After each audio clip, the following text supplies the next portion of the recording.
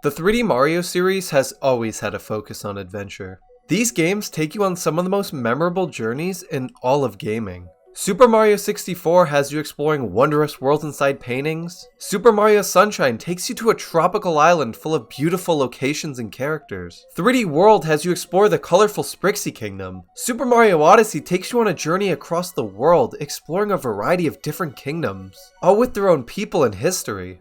But there's one 3D Mario game that dared to soar high above the rest. One 3D Mario game that many regard as the greatest of all time. That game is none other than Super Mario Galaxy!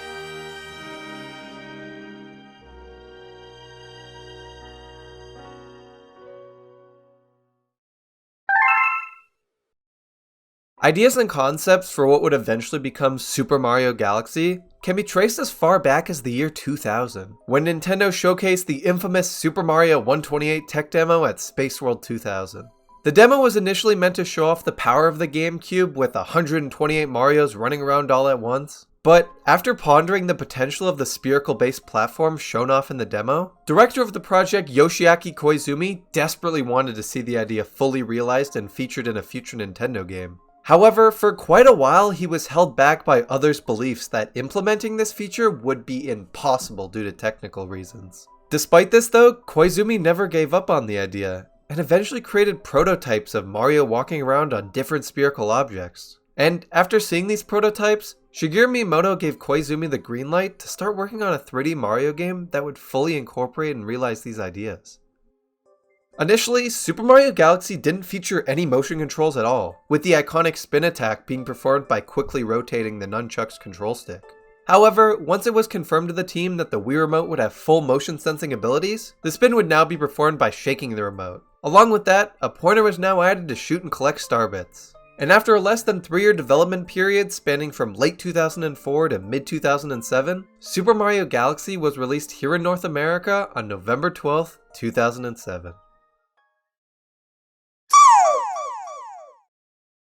Upon starting the game for the first time, you're met with one of the best video game openings of all time. It starts off with a cute storybook-style explanation of what the Star Festival is, before taking a page out of Super Mario 64's opening and showing you a letter Peach wrote to Mario inviting him to the castle for the Star Festival. After that, we see Mario joyfully making his way to Peach's castle, before we finally get to take control of him and explore around. The Star Festival is such a perfect way to open the game. The music, the starlit skies, and the cheerful toads create an atmosphere that is so welcoming and delightful. I used to create brand new save files over and over again when I was a kid, just so I could play through this opening again. I really haven't been able to see any other Nintendo game be able to compare to the pure joy present in this one small area. But this isn't even close to the best part of the game's intro. After making your way closer to the castle, that beautiful atmosphere is quickly interrupted by the sound of explosions and screaming as airships sporting Bowser's flag make their way into the Mushroom Kingdom. Mario is seen running for his life as buildings collapse and toads are crystallized right in front of his eyes. Bowser has completely ruined the festival and seems to actually be showing that he's a real threat this time around, something I've always loved about this game. Just look at the cutscene of his confrontation with Peach. You can hear the arrogance in his voice even though you can't understand a word he's saying. Could you imagine this scene with his Sunshine voice? It wouldn't be nearly as effective at portraying his threat level. My favorite scene in the opening definitely has to be the last one though. Peach's castle has been carried up to space with Mario on board, and the Magic Koopa Kamek shows up out of nowhere charging a spell in his wand before finally releasing it onto Mario, sending him flying off into space as Kamek, Peach, and the entire castle seemingly disappear into space. The level of cinematography present in this one scene is insane for a Mario game, and it's all amplified by the legendary work of Koji Kondo with the score playing in the background. This opening perfectly sets the tone for the game, and I will never not enjoy watching it. But somehow after such an intense and in-your-face opening, the game is seamlessly able to wind things down with its tutorial.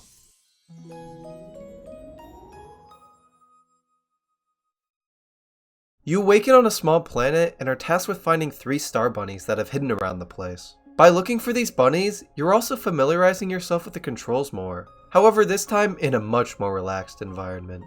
Along with familiarizing us with the controls, this small planet is also teaching us how it feels to platform around on a spherical object. The seamlessness of the tutorials in this game are perfect. I hate it when a game stops me and tells me exactly what to do. A good game is able to communicate that without interrupting the flow of the gameplay. In addition to Super Mario Galaxy's brilliance when it comes to flow of gameplay, the game also excels in its pacing. I mean, you would think the sudden transition from relaxing tutorial planet with not a single threat to the enemy-filled planet with tons of areas to fall and die would be incredibly jarring, but the sound design and opening cutscene make that transition feel great. The opening cutscene set up the fact that Mario lost. He was sent flying off into space by Kamek.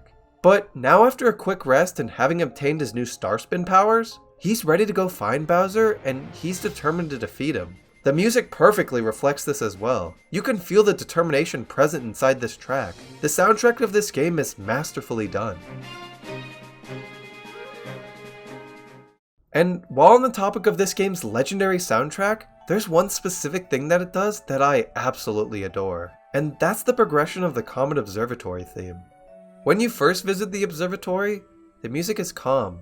Not many instruments are being used, and the ones that are create a quiet atmosphere. But it makes sense.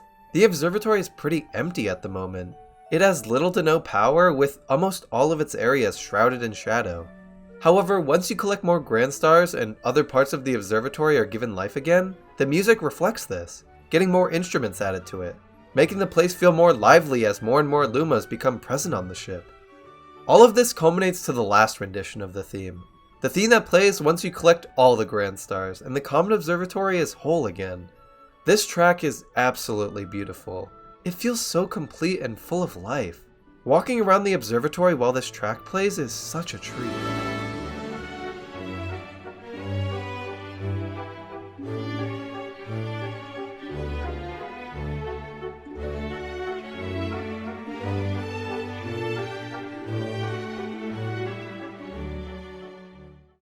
And since we're here in the observatory, why don't we talk about the observatory?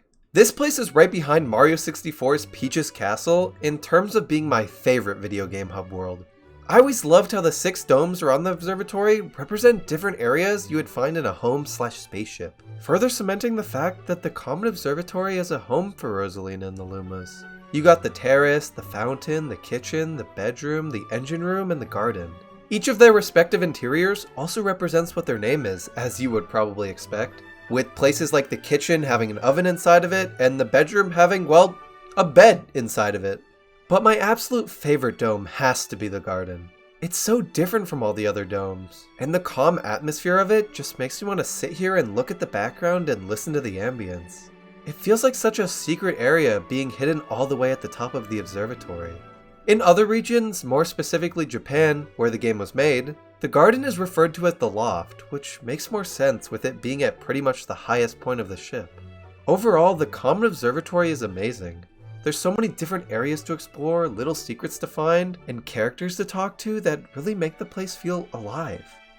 But I mean, it wouldn't be a Super Mario Galaxy video if I didn't talk about the different galaxies you explore in the game. While I won't be able to talk about every single one, as that would take a while, I'm just going to mention the ones I have a lot to say about. Starting off with Beach Bowl Galaxy. It takes place on a tropical beach planet. You got this fun vine I used to swing off for hours, and an actually good underwater section. It's not insanely impressive in terms of design or anything, but I've always enjoyed beach levels in Mario games. The music is always so cheerful, and the objective is usually pretty laid back, which allows for you to have fun exploring the place. This level also features one of the first appearances of the Ice Flower. Originally introduced a few years back in Mario & Luigi Partners in Time, the Ice Flower makes its first mainline debut in Super Mario Galaxy, and what a great debut it is. Using the Ice Flower to wall jump a waterfall, or skate effortlessly across bodies of water feels amazing.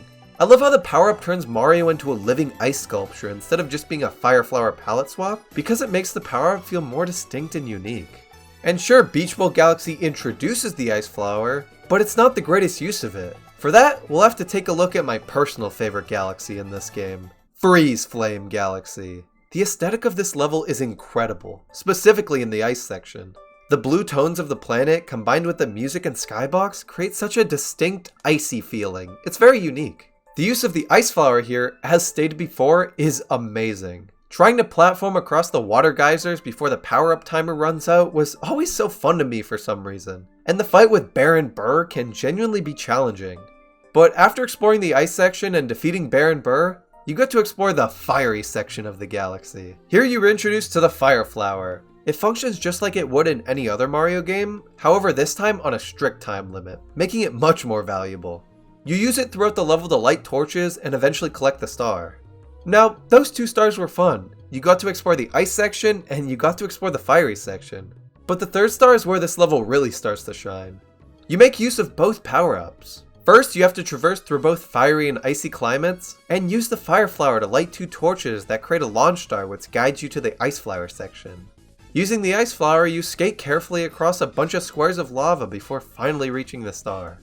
I know it's not much, but I always enjoyed how the first 2 stars introduce you to both fire and ice, and the last one combines the 2 to ultimately make the galaxy live up to its name as Freeze Flame Galaxy. Moving on to another great stage, we have Battle Rock Galaxy. This galaxy sees Mario exploring what seems to be the remnants of an old militaristic battle planet that Bowser has taken over. The outside of the place is filled with cannons and lasers that Mario has to avoid.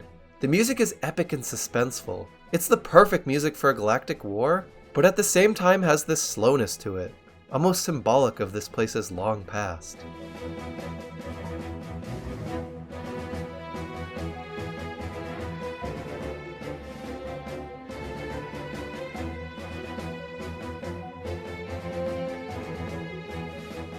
All the stars that take place in this galaxy are very extravagant and epic. The first sees you dodging cannons and lasers. The second sees you using bob-ombs to blow up everything in your path to eventually reach the inside of the place and blow up a part of it from the inside. The last star has you again going inside the Battle Rock, this time causing an even bigger explosion on the inside, completely destroying the place. Just look at this scene, it's so cool to see in a Mario game.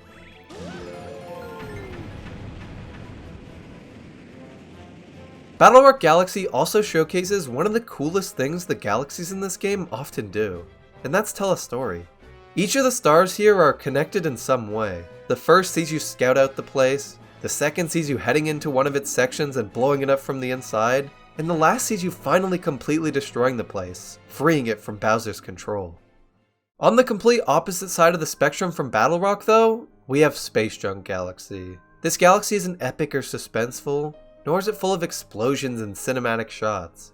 Rather, it's empty and full of trash. Most of your time here is just spent floating around in space, listening to the calm music and appreciating the beautiful space sky.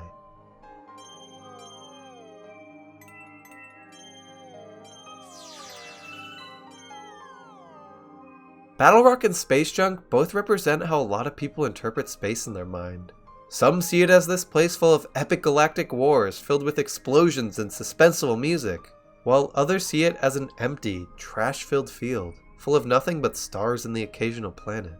Super Mario Galaxy does a marvelous job at depicting space in so many ways as possible, but also leaving so much of it up for interpretation. There truly are an infinite amount of ways you can interpret this game's levels. Please, comment how you interpret some of your favorite galaxies in this game. I would love to hear how other people feel. The last galaxy I wanted to talk about in this section is Honey Hive Galaxy. This galaxy always stood out to me. It's a lot more open than a lot of the galaxies you explore in the game. I remember getting lost in this place as a kid. Its cheerful music and lively residents just made me want to stick around and explore every inch of the planet. This galaxy also features the introduction of a fan favorite Mario power-up, the Bee Mushroom. The Bee Mushroom turns Mario into a bee and gives him the ability to fly around, stick to honeycombs, stand on flowers, and do whatever the hell this is. This power-up is very creative, and one I would love to see return at some point in a future Mario game. Exploring Honey Hive with the bee power-up is just fun. It's such a goofy power-up that is also surprisingly useful. But I mean, how could I possibly mention Honey Hive Galaxy without talking about the iconic character it introduced to the Mario series? Captain Toad! I mean, who doesn't love this little guy? Story. It's not something you ever expect from a Mario game. The games have always had a much bigger focus on gameplay rather than to tell a story. But Super Mario Galaxy is different. Director of the game, Yoshiaki Koizumi, has always had a love for storytelling in video games. However, Shigeru Miyamoto, producer of the game and director of almost every mainline Mario and Zelda game, has famously hated stories in Mario games. It's very possible that the story of Super Mario Galaxy would have gone much deeper than it did, if not for Miyamoto keeping a constant watch over the game to make sure it didn't happen. But despite Miyamoto's watchful eye, Koizumi was able to sneak in one of Mario's greatest stories ever, Rosalina's Storybook. Available to the player after they collect the third Grand Star, Rosalina's Storybook was written by Koizumi late one night after everyone had left the office, so no one would know what was in it so that it would be a surprise to everyone when they played the game. The story is about Rosalina's past, and how she ended up on the Comet Observatory, although she presents it as more of a fairy tale, never referring to the girl in the book as herself. Reading through this as a kid, and even now, was one of my favorite parts of the entire game. The artwork is so beautiful and the writing is fantastic. It's surprising that Koizumi wrote the entire thing in just one night. Through the storybook, you will learn a lot more about Rosalina, and in turn probably will end up liking the character more.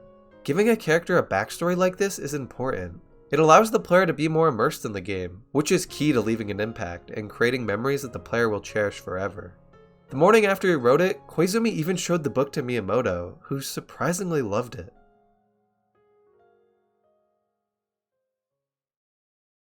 Stories weren't the only thing that Super Mario Galaxy did well though. This game features some of, if not the best, Bowser fights in any Mario game, and along with that features incredible levels before the fights. The first Bowser level, Bowser Star Reactor, kicks things off by bringing back the Road to Bowser theme from Super Mario 64, this time fully orchestrated.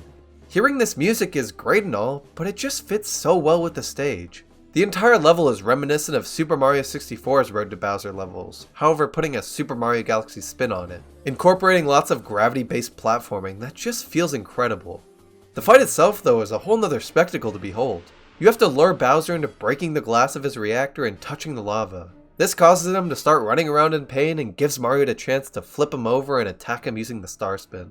What I love about this fight is that the music is dynamic, with a choir kicking in once Bowser is vulnerable, further immersing the player in this epic fight.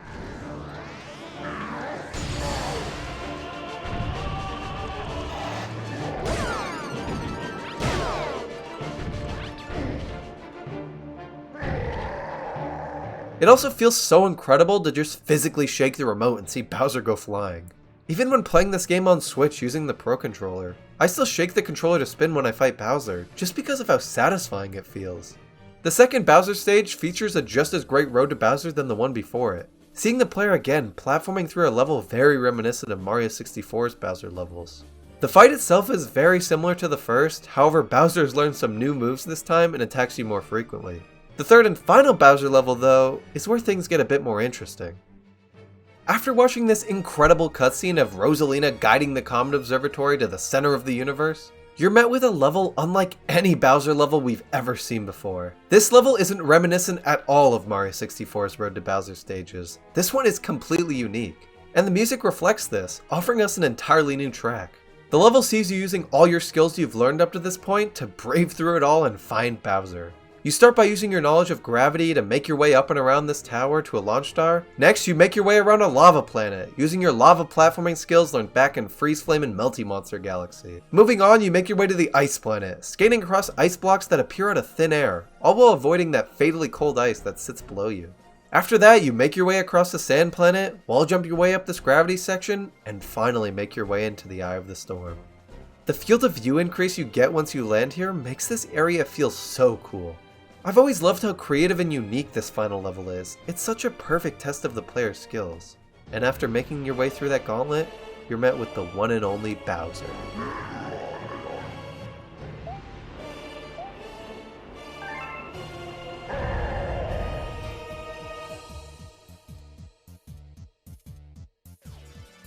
This final fight is so good. The first planet has Bowser come completely out of left field with this new move he's never used before, causing you to try to figure out a solution on the fly. The second planet is the same way. You have to on the fly figure out a way to attack Bowser.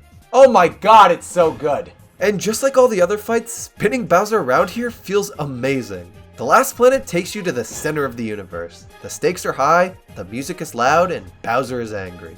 On this planet, Bowser returns to an attack you're familiar with, and with the use of a good spin attack, you defeat him, and watch as he plummets into the lava. Such a cool sequence.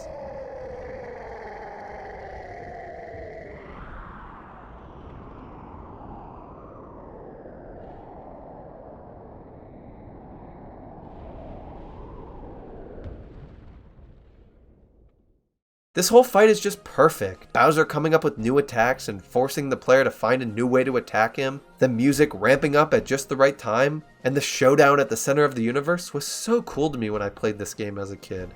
It was the most immersed I'd been in a game in my whole life. But as you probably know, that's not the end of it. After collecting the Grand Star, saving Peach, and walking back to the Comet Observatory, Bowser's Galaxy Reactor explodes, creating a huge black hole, sucking everyone inside, and well, just watch for yourself.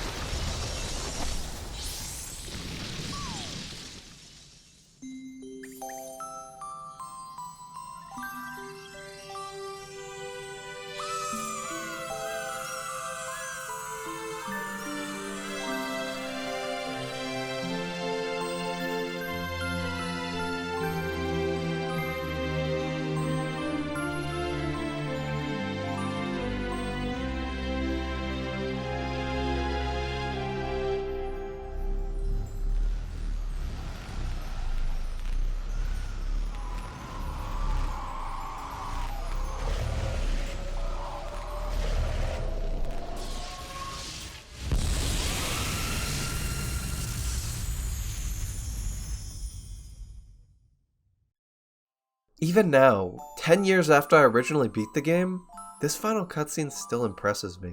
The shot of the Lumas all diving into the black hole and the literal Big Bang happening is so cool. It just goes to show how amazing this game is.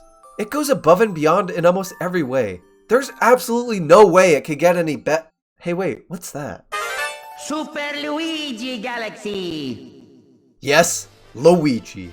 After collecting all 120 stars as Mario and defeating Bowser, you unlock one of the best new game pluses to ever exist. Super Luigi Galaxy. A mode that allows you to play through the entirety of the game as Luigi. Luigi also controls a little differently than Mario, running faster, jumping higher, and slipping a little more than Mario ever did.